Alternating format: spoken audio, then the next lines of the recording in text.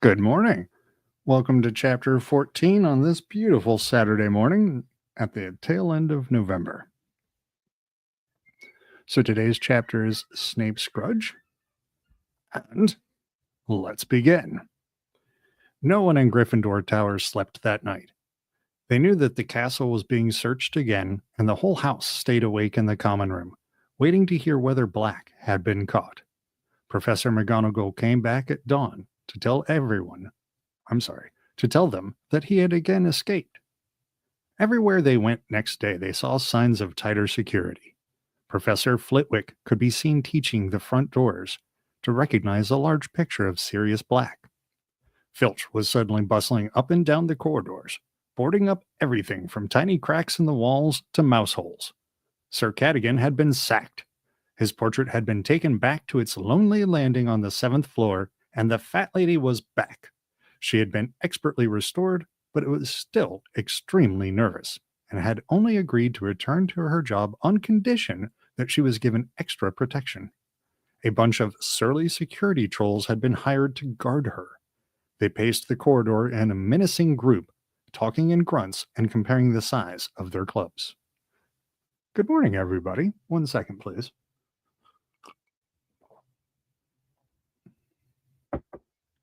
Well, that's not reassuring at all. The portrait lady was already ineffective, and now they've hired surly guards to guard the ineffective guard, who is now back. This is just escalating awfully. Anyways, Harry couldn't help noticing that the statue of the one-eyed witch on the 3rd floor remained unguarded and unblocked. It seemed that Fred and George had been right in thinking that they, and now Harry, Ron, and Hermione, were the only ones who knew about the hidden passageway within it. Do you reckon we should tell someone? Harry asked Ron. We know he's not coming in through Honeydukes, said Ron dismissively. We'd have heard if the shop had been broken into. Harry was glad Ron took this view. If the one-eyed witch was boarded up too, he would never be able to go into Hogsmeade again. Ron had become an instant celebrity. For the first time in his life, people were paying more attention to him than to Harry. For the first time in his life, people were paying more attention to Ron, being one of the lesser members of a very full household. Harry, and it was clear that Ron was rather enjoying the experience. Though still severely shaken by the night's events, he was happy to tell anyone who asked what had happened with a wealth of detail. And if you recall, he quite liked what he saw in the Mirror of Erised. I was asleep, and I heard this ripping noise, and I thought it was in my dream, you know. But then there was this draught. I woke up and one side of the hangings on my bed had been pulled down. I rolled over, and I saw him standing over me, like a skeleton, with loads of filthy hair, holding this great long knife, must have been 12 inches. And he looked at me, and I looked at him, and then I yelled, and he scarpered. Why, though? Ron added to Harry, as the group of second-year girls who had been listening to his chilling tale departed. Why did he scarper? Harry had been wondering the same thing. Why had Black, having got the wrong bed, not silenced Ron and proceeded to Harry? Black had proved 12 years ago that he didn't mind murdering innocent people, and this time he had been facing 5 unarmed boys, 4 of whom were asleep. He must have known he'd have a job getting back out of the castle once he'd yell and woken people up, said Harry thoughtfully. He'd have to kill the whole house to get back through the portrait hole. Then he would have met the teachers. Neville was in total disgrace. Professor McGonagall was so furious with him. She had banned him from all future Hogsmeade visits, given him a detention, and forbidden anyone to give him the password into the tower. Oh, Lord. Poor Neville was forced to wait outside the common room every night for somebody to let him in, while the security trolls leered unpleasantly at him. None of these punishments, however, came close to matching the one his grandmother had in store for him. 2 days after the Blacks' break-in, she sent Neville the very worst thing a Hogwarts student could receive over breakfast, a howler. All right, give me a second to check my messages, because I have some. Ah, yeah. Good morning, everybody. And it's not like Ron is getting pleasure out of his trauma. Ron needs to be seen in such a crowded, chaotic house. Ron needs to be seen for himself. So even though it was bad and scary, Ron's more enjoying the attention than he was scared. Just my thought. Not giving Neville the password is definitely way too far because what they're doing is they're putting the responsibility again on the students. Sir Cadogan and his whimsical, it's not the word I'm looking for, but we'll go with whimsical. Sir Cadogan and his whimsical, rapidly rotating passwords, that's guaranteed security failure. The adults put him up there. This is ultimately their fault because this is preventable and foreseeable. And now they're punishing him? No. No. The security breach was the adult's fault, not Neville's. Where was I? Yep. Harry, Neville, yep. A howler. The school owls swooped into the great hall, carrying the post as usual, and Neville choked as a huge barn owl landed in front of him, a scarlet envelope clutched in its beak. Harry and Ron, who were sitting opposite him, recognized the letter as a howler at once. Ron had got one from his mother the year before. He sure did. Run for it, Neville, Ron advised. Neville didn't need telling twice.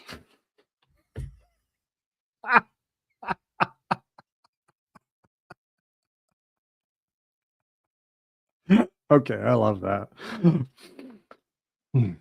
Run for it, Neville, Ron advised. Neville didn't need telling twice. He seized the envelope and, holding it before him like a bomb, sprinted out of the hall while the Slytherin table exploded with laughter at the sight of him. They heard the howler go off in the entrance hall. Neville's grandmother's voice, magically magnified to 100 times its usual volume, shrieking about how he had brought shame on the whole family.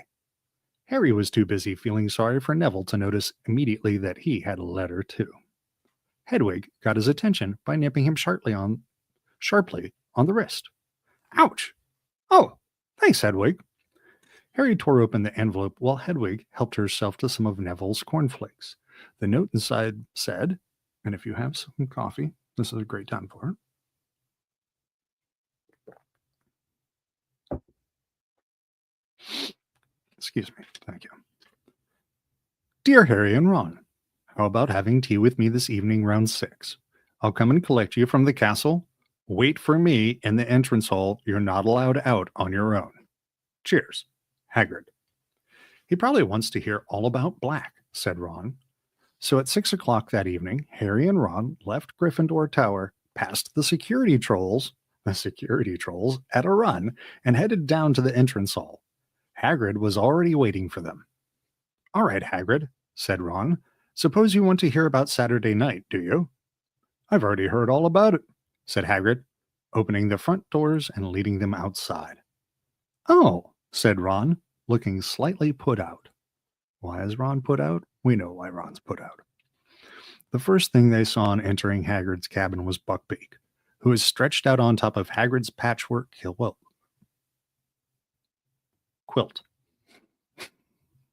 Hagrid's patchwork quilt, his enormous wings folded tight to his body, enjoying a large plate of dead ferrets. Sounds delicious.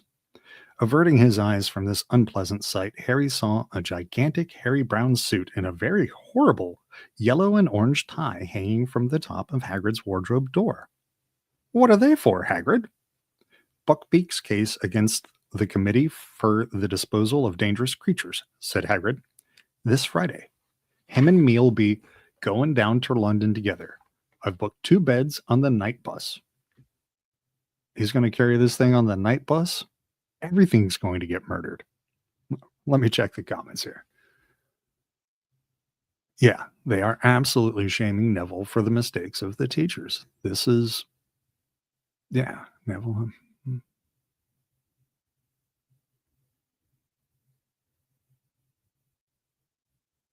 Yeah, yeah. What do you do when your security starts looking more and more like the nightmares that you need to be defended against? Hmm. Who defends you from your defenders when your defenders are too nasty? Great question.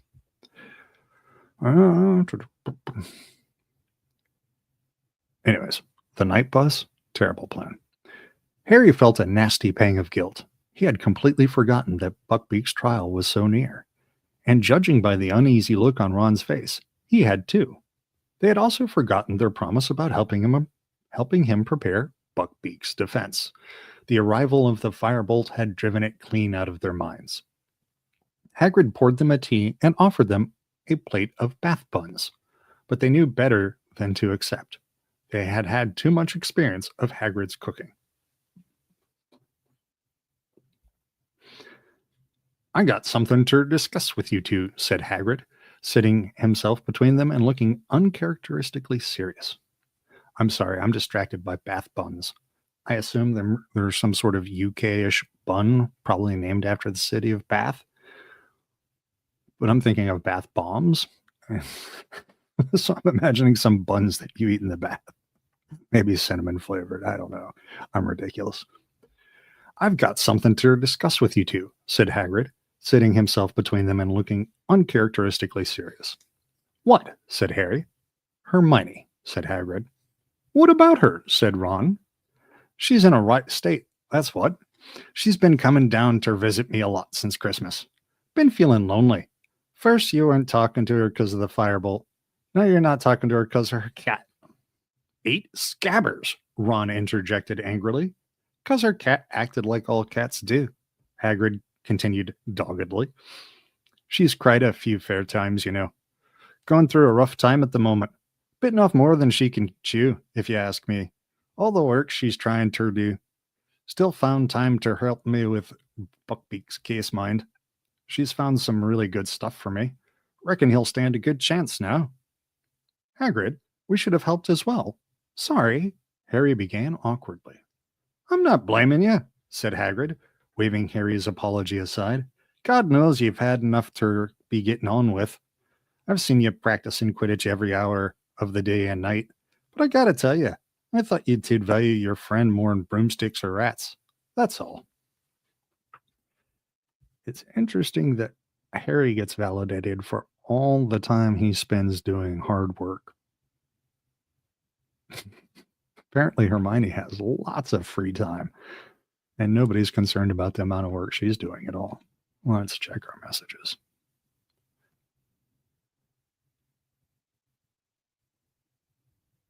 A hippogriff on the night bus. Yeah, I don't think you do. I think it's going to be a lot of cannonballing and beaks and talons. Oh, it's scary just thinking about it. Yeah, I'm really liking the British version. That's nice. A biscuity cake thing. Love it. Well, let us know how that goes. That should be a lovely time. She's going to the city of Bath. There we go. Hermione. There we go.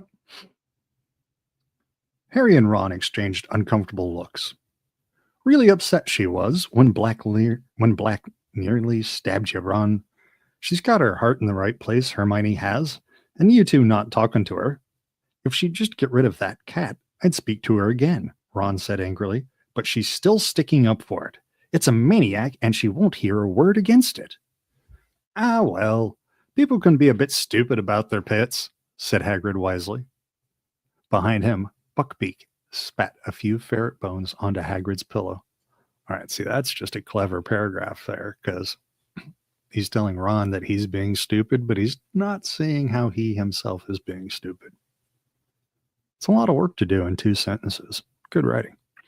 They spent the rest of their visit discussing Gryffindor's improved chances for the Quidditch Cup. At 9 o'clock, Hagrid walked them back up to the castle. A large group of people was bunched around the notice board when they returned to the common room. Hogsmeade next weekend, said Ron, craning over the heads to read the new notice. What do you reckon? He added quietly to Harry as they went to sit down. Well, I totally read that one wrong. What do you reckon? He added quietly to Harry as they went to sit down. Well, Filch hasn't done anything about the passage into Honeydukes, Harry said even more quietly. Harry, said a voice. Now I'm quieting everything. Harry, said a voice in his right ear.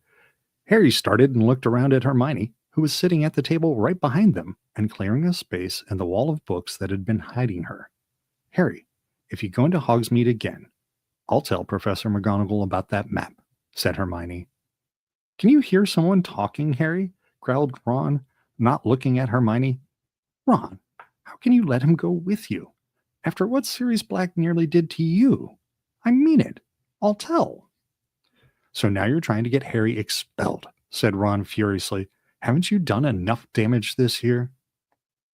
Hermione opened her mouth to respond, but with a soft hiss, Crookshanks leapt onto her lap. Hermione took one frightened look at the expression on Ron's face, gathered Crookshanks up, and hurried away towards the girls' dormitories. Hermione is just being brave, brave, brave. She has already rocked her social world more than once this year. She is already feeling ostracized.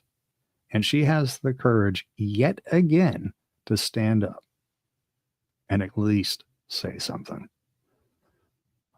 And of course, her and Ron are not working well right now because when Ron's feeling,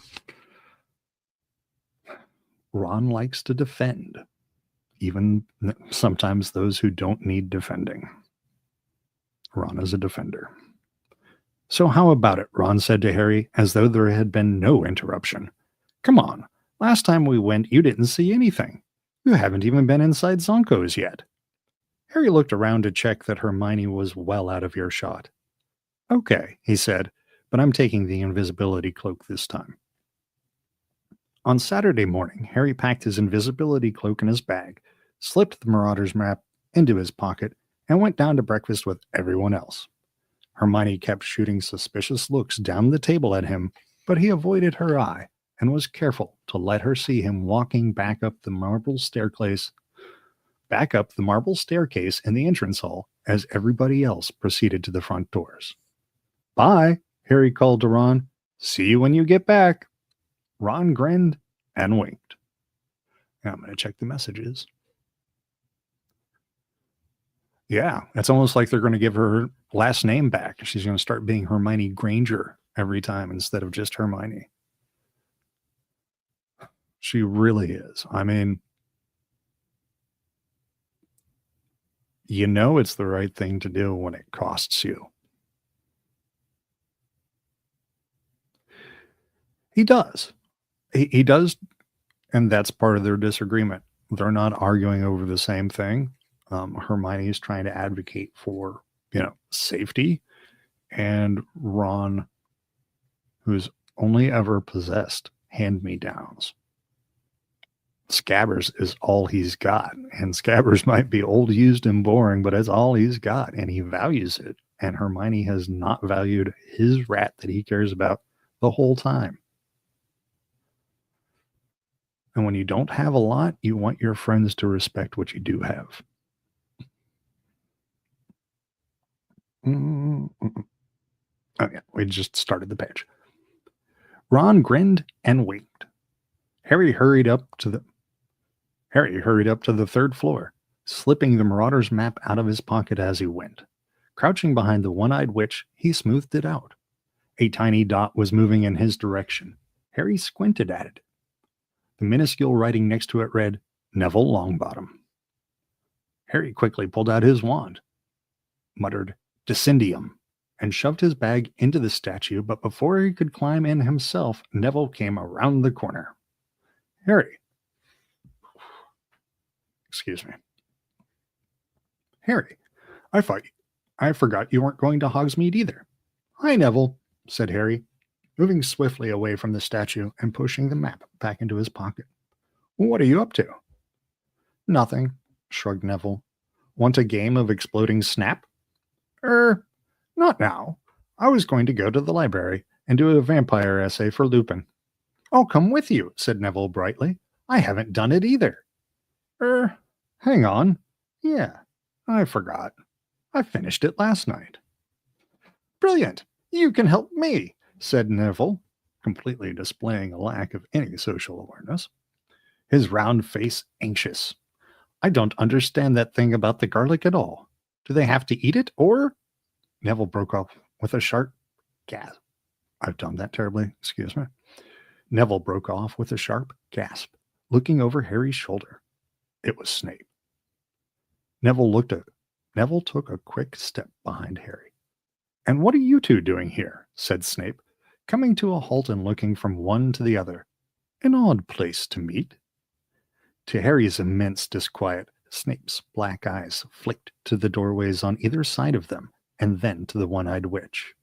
We're not meeting here, said Harry. We just met here. Indeed, said Snape. You have a habit of turning up in unexpected places, Potter, and you are rarely there for no reason.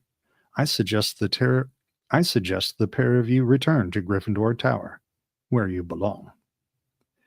Harry and Neville set off without another word. As they turned the corner, Harry looked back. Snape was running one of his hands over the one-eyed witch's head, examining it closely. Harry managed to shake Neville off at the fat lady by telling him the password, then pretending he'd left his vampire essay in the library and doubling back. Once out of sight of the security trolls, that's going to crack me up every time, the security trolls, he pulled out the map again and held it close to his nose. The third-floor corridor seemed to be deserted. Harry scanned the map carefully and saw, with a leap of relief, that the tiny dot labeled Severus Snape was now back in its office. And we like it when the dot goes back to its office.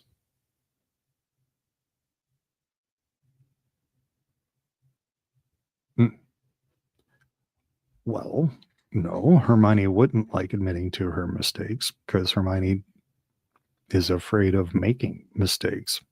It's one of the things that drives her to try and know everything so she doesn't make mistakes. Mistakes are threatening to her. She's a perfectionist. Mm-hmm. Harry, completely hidden inside the invisibility cloak, emerged into the sunlight outside Honeyduke's and prodded Ron in the back. It's me, he muttered. What kept you? Ron hissed. Snape was hanging around. They set off up the high street. Where are you? Ron kept muttering out of the corner of his mouth. Are you still there? This feels weird. They went to the post office. Ron pretended to be checking the price of an owl to Bill in Egypt so that Harry could have a good look around.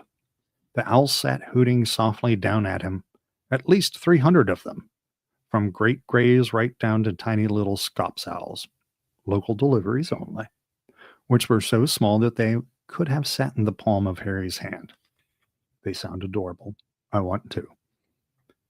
Then they visited Zonko's, which was so packed with students Harry had to exercise great care not to tread on anyone and cause a panic. There were jokes and tricks to fulfill even Fred and George's wildest dreams. Harry gave Ron whispered orders and passed him some gold from under the cloak. They left Zonko's with their money bags considerably lighter than they had been on entering, but their pockets bulging with dung bombs, hiccough sweets, hiccough sweets, frog spawn soap, and nose-biting teacup apiece. The day was fine and breezy, and neither of them felt like staying indoors, so they walked past the 3 broomsticks and climbed a slope to visit the Shrieking Shack, the most haunted dwelling in Britain. It stood a little way above the rest of the village, and even in daylight was slightly creepy with its boarded windows and dank, overgrown garden. Well, who doesn't love a dank, overgrown garden? Poor Neville has been stuck outside the Gryffindor house common room how many times now? This poor kid. They need to give him like a swipe card or, let his cell phone let him in or give him a badge or something. Even the Hogwarts ghosts avoid it, said Ron, as they leaned on the fence looking up at it. I asked Nearly Headless Nick. He says he's heard a very rough crowd live here. No one can get in. Fred and George tried, obviously, but all the entrances are sealed shut. Harry, feeling hot from their climb, was just considering taking off the cloak for a few minutes when they heard voices nearby. Someone was climbing towards the house from the other side of the hill. Moments later, Malfoy had appeared, followed closely by Crabbe and Goyle. Malfoy was speaking. Should have an owl from father any time now. He had to go to the hearing to tell them about my arm, about how I couldn't use it for 3 months. Crabbe and Goyle sniggered. I really wish I could hear that great hairy moron trying to defend himself. There's no arm in him, honest. That hippogriff's as good as dead. Malfoy suddenly caught sight of Ron. His pale face split in a malevolent grin. What are you doing, Weasley? Malfoy looked up at the crumbling house behind Ron. Suppose you'd love to live here, wouldn't you, Weasley? Dreaming about having your own bedroom? I heard your family all sleep in one room. Is it that true? Harry seized the back of Ron's robes to stop him leaping on Malfoy.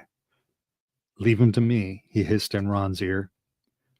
Ron certainly has escalated his punchiness, hasn't he? The opportunity was too perfect to miss.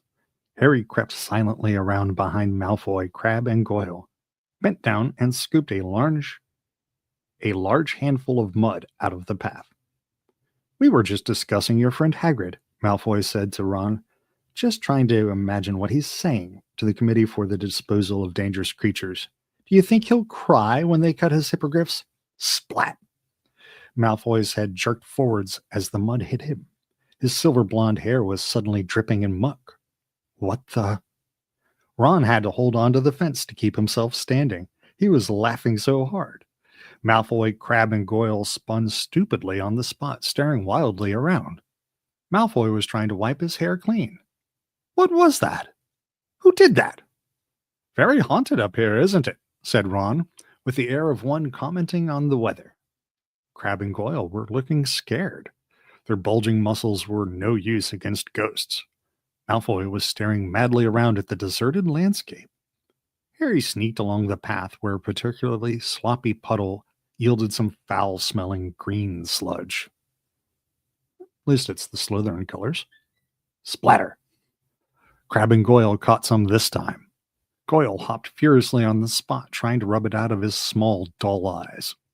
It came from over there, said Malfoy, wiping his face and staring at the spot 6 feet to the left of Harry.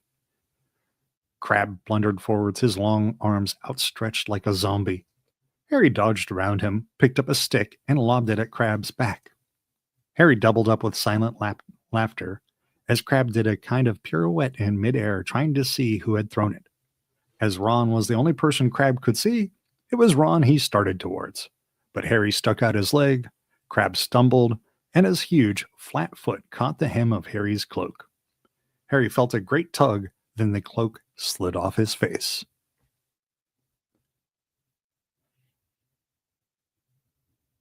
And then he got ditched by Harry.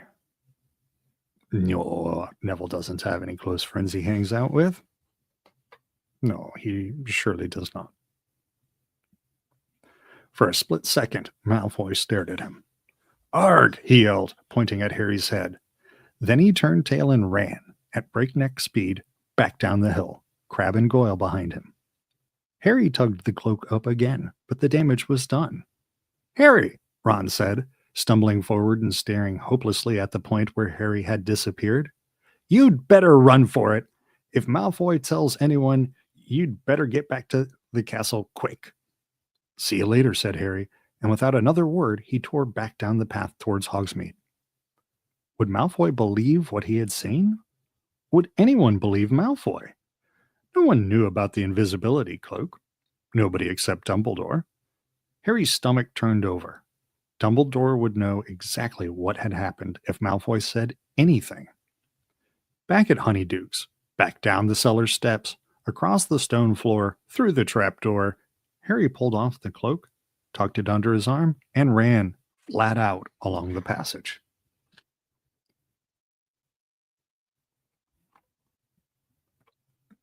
Which part? The part where he's running back from Hogsmeade? Malfoy would get back first, But how long would it take him to find a teacher? Panting, a sharp pain in his side, Harry didn't slow down until he reached the stone slide.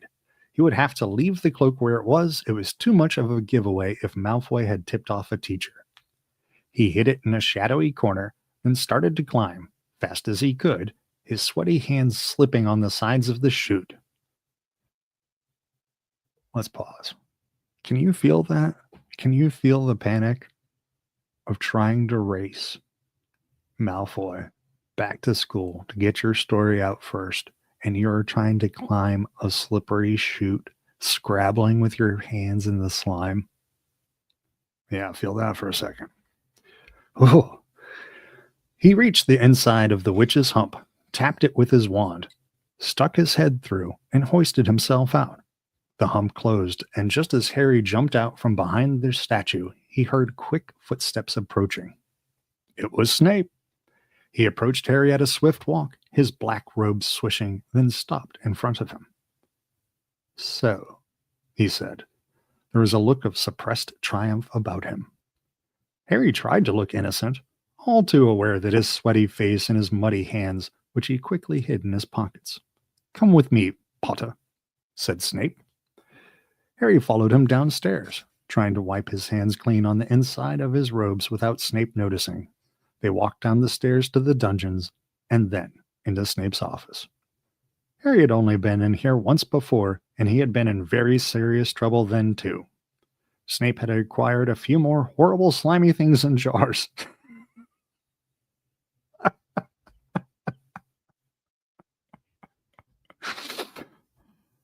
Some of the humor in here really surprises me.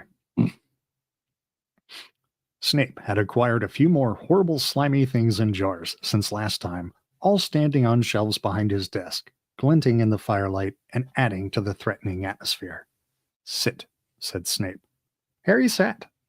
Snape, however, remained standing. Mr. Malfoy has just been to see me with a very strange story, Potter, said Snape. Harry didn't say anything. He tells me that he was up by the Shrieking Shack when he ran into Weasley, apparently alone. Still, Harry didn't speak. And for a second, neither will I.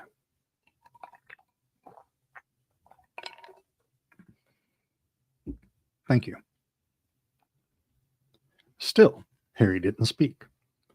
Mr. Malfoy states that he was standing, talking to Weasley. Somehow I just lost my place while I was reading. Mr. Malfoy states that he was standing, talking to Weasley, when a large amount of mud hit him on the back of the head. How do you think that could have happened? Harry tried to look mildly surprised. I don't know, Professor.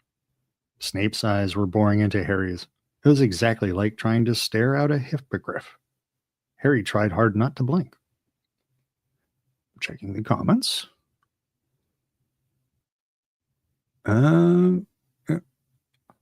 Wow. Got a little yelled at with the caps. And it's snow, not mud. Mr. Malfoy then saw an extraordinary apparition. Can you imagine what it might have been, Potter? No, said Harry, now trying to sound innocently curious. It was your head, Potter, floating in midair. There was a long silence. Maybe he'd better go to Madame Pomfrey, said Harry. If he's seeing things like, what would your head have been doing in Hogsmeade, Potter? Said Snape softly. Your head is not allowed in Hogsmeade. No part of your body has permission to be in Hogsmeade. I know that, said Harry, striving to keep his face free of guilt or fear. It sounds like Malfoy is having Malfoy is not having hallucinations, snarled Snape, and he bent down, a hand on each of Harry. Malfoy is not having hallucinations, snarled Snape, and he bent down, a hand on each arm of Harry's chair so that their faces were a foot apart. If your head was in Hogsmeade, so was the rest of you. I've been up in Gryffindor Tower, said Harry, like you told. Can anyone confirm that? Harry didn't say anything. Snape's thin mouth curled into a horrible smile. So, he said, straightening up again, Everyone from the Minister for Magic downwards has been trying to keep the famous Harry Potter safe from Sirius Black. But famous Harry Potter is a law unto himself. Let the ordinary people worry about his safety. Famous Harry Potter goes where he wants to, with no thought for the consequences. Harry stayed silent. Snape was trying to provoke him into telling the truth. He wasn't going to do it. Snape had no proof, yet. How extraordinarily like your father you are, Potter. Ding, ding, ding. Now we're getting to the core of the matter. How extraordinarily... And now I can't use my words. How extraordinarily like your father you are, Potter, Snape said suddenly, his eyes glinting. He, too, was exceedingly arrogant. A small amount of talent on the Quidditch pitch made him think he was a cut above the rest of us, too. Little jealousy. Somebody was not good on the Quidditch pitch. Strutting around the place with his friends and admirers. Somebody didn't have admirers. The resemblance between you two is uncanny. My dad didn't strut, said Harry before he could stop himself, and nor do I. Your father didn't set much store by the rules either, Snape went on, pressing his advantage, his thin face full of malice. Rules were for lesser mortals, not Quidditch Cup winners. His head was so swollen. Shut up! Harry was suddenly on his feet. Rage, such as he had not felt since his last night in Privet Drive, was thundering through him. He didn't care that Snape's face had gone rigid, the black eyes flashing dangerously. Some of you have probably seen that flash in somebody's eyes before. What did you say to me, Potter? I told you to shut up about my dad, Harry yelled. I know the truth all right. He saved your life. Dumbledore told me. You wouldn't even be here if it wasn't for my dad. Snape's sallow skin had gone the color of sour milk. And did the headmaster tell you the circumstances in which your father saved my life? He whispered. Or did he consider the details too unpleasant for precious Potter's delicate ears? Harry bit his lip. He didn't know what had happened and didn't want to admit it, but Snape seemed to have guessed the truth. Let me check out the comments here for a moment.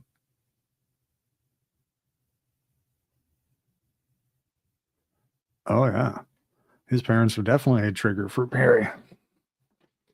I mean, come on now. What does he hear when the Dementors show up? I would hate you to run away with the false idea of your father, Potter, he said, a terrible grin twisting his face. Have you been imagining some glorious heroism? Then let me correct you. Your saintly father and his friends played a highly amusing joke on me that would have resulted in my death if your father hadn't got cold feet at the last moment. There was nothing brave about what he did. He was saving his own skin as much as mine. Had their joke succeeded, he would have been expelled from Hogwarts. Snape's uneven, yellowish teeth were bared. Turn out your pockets, Potter, he spat suddenly. Harry didn't move. There was a pounding in his ears. Turn out your pockets or we go straight to the headmaster. Pull them out, Potter. Cold with dread, Harry slowly pulled out the bag of Zonko's tricks and the Marauder's map. Snape picked up the Zonko's bag. Ron gave them to me, said Harry, praying he'd get a chance to tip Ron off before Snape saw him. He brought them back from Hogsmeade last time. Indeed, and you've been carrying them around ever since? How very touching. And what is this? Snape had picked up the map. Harry tried with all his might to keep his face impassive. 1 second.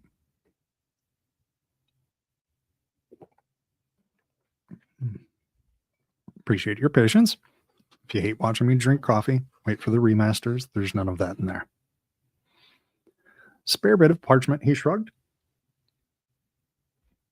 Sorry, itchy nose. Spare bit of parchment, he shrugged. Snape turned it over, his eyes on Harry.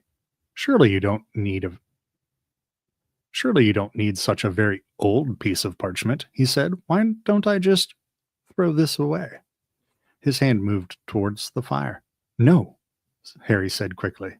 So, said Snape, his long nostrils quivering. Is this another treasured gift from Mr. Weasley? Or is it something else? A letter, perhaps? Written in invisible ink? Or instructions to get into Hogsmeade without passing the Dementors? Harry blinked. Snape's eyes gleamed. Let me see, he muttered, taking out his wand and smoothing the map out on his desk. Reveal your secret, he said, touching the wand to the parchment. Nothing happened. Harry clenched his hands to stop them shaking. Show yourself, Snape said, tapping the map sharply. It stayed blank. Harry was taking deep, calming breaths. Professor Severus Snape, master of this school, commands you to yield the information you conceal, Snape said, hitting the map with his wand. As though an invisible hand was writing upon it, words appeared on the smooth surface of the map. Mr. Moody presents his compliments to Professor Snape and begs him to keep his abnormally large nose out of other people's business. Snape froze. Harry stared, dumbstruck, at the message. But the map didn't stop there. More writing was appearing beneath the first. Mr. Prongs agrees with Mr. Mooney and would like to add that Professor Snape is an ugly git. It would have been very funny if the situation hadn't been so serious. And there was more. Mr. Padfoot would like to register his astonishment that an idiot like that ever became a professor. Harry closed his eyes in horror. When he'd opened them, the map had had its last word. Mr. Wormtail bids Professor Snape good day and advises him to wash his hair, the slime ball. Harry waited for the blow to fall. So, said Snape softly, we'll see about this. He strode across to his fire, seized a fistful of glittering powder from a jar on the fireplace, and threw it into the flames. Lupin! Snape called into the fire. I want a word. Utterly bewildered, Harry stared at the fire. A large shape had appeared in it, revolving very fast. Seconds later, Professor Lupin was clambering out of the fireplace, brushing ash off his shabby robes, which are now slightly shabbier. I have not yet seen a single fun, magical way to travel, except perhaps by the car, on short, pleasant weather trips. Let's see what we got for the messages. Master of this school. Maybe it's one of those titles when he's wearing formal robes.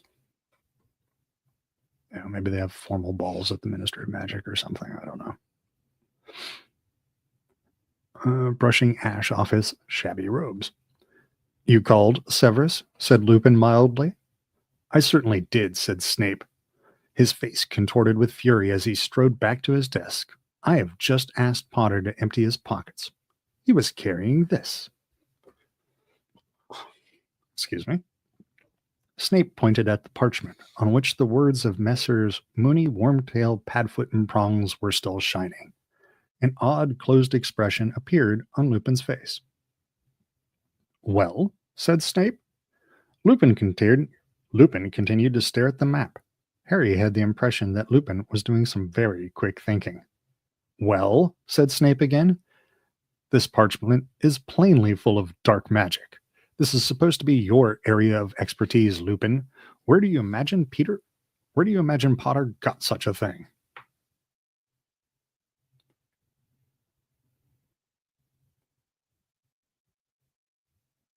Yeah. And then James insults him. Lupin looked up, but yeah, it is funny. I'll save that thought for later. Lupin looked up, and by the merest half glance in Harry's direction, warned him not to interrupt. Full of dark magic, he repeated mildly. Do you really think so, Severus? It looks to me as though it's merely a piece of parchment that insults anyone who tries to read it. Childish, but surely not dangerous. I imagine Harry got it from a joke shop. Indeed, said Snape. His jaw had gone rigid with anger. You think a joke shop could supply him with such a thing? You don't think it more likely that he got it directly from the manufacturers? Harry didn't understand what Snape was talking about, nor, apparently, did Lupin. You mean from Mr. Wormtail or one of these people? He said. Harry, do you know any of these men? No, said Harry quickly. You see, Severus, said Lupin, turning back to Snape, it looks like a Zonko product to me. Right on cue, Ron came bursting into the office. He was completely out of breath and stopped just short of Snape's desk, clutching the stitch in his chest and trying to speak. I gave Harry that stuff, he choked. Bought it in Zonko's ages ago. Well, said Lupin, clapping his hands together and looking around cheerfully. That seems to clear that up. Severus, I'll take this back, shall I? He folded the map and tucked it inside his robes. Harry, Ron, come with me. I need a word about my vampire essay. Excuse us, Severus. Harry didn't dare look at Snape as they left his office. Good call, Harry. He, Ron, and Lupin walked all the way back into the entrance hall before speaking. Then Harry turned to Lupin. Professor, I don't want to hear explanations, said Lupin shortly. He glanced around the empty entrance hall and lowered his voice. I happen to know that this map was confiscated by Mr. Filch many years ago. Yes, I know it's a map, he said, as Harry and Ron looked amazed. I don't want to know how it fell into your possession. I am, however, astounded that you didn't hand it in, particularly after what happened the last time a student left information about the castle lying around, and I can't let you have it back, Harry. Harry had expected that and was too keen for explanations to protest. Why did Snape think I'd got it from the manufacturers? Because, Lupin hesitated, because these map makers would have wanted to lure you out of the school. They'd think it extremely entertaining. Do you know them? Said Harry, impressed. We've met, he said shortly. He was looking at Harry more seriously than ever before. Don't expect me to cover up for you two again, Harry. I cannot make you take Sirius Black seriously, but I would have thought that what you have heard when the Dementors draw near you would have had more of an effect on you. Your parents gave their lives to keep you alive, Harry. A poor way to repay them. Gambling their sacrifice for a bag of magic tricks. He walked away, leaving Harry feeling worse by far than he had at any point in Snape's office. We'll come back to that. Slowly, he and Ron mounted the marble staircase. As Harry passed the one-eyed witch, he remembered the invisibility cloak. It was still down there, but he didn't dare go and get it. It's my fault, said Ron abruptly. I persuaded you to go. Lupin's right. It was stupid. We shouldn't have done it. He broke off. They had reached the corridor where the security trolls were pacing, and Hermione was walking towards them. One look at her face convinced Harry that she had heard what had happened. His heart plummeted.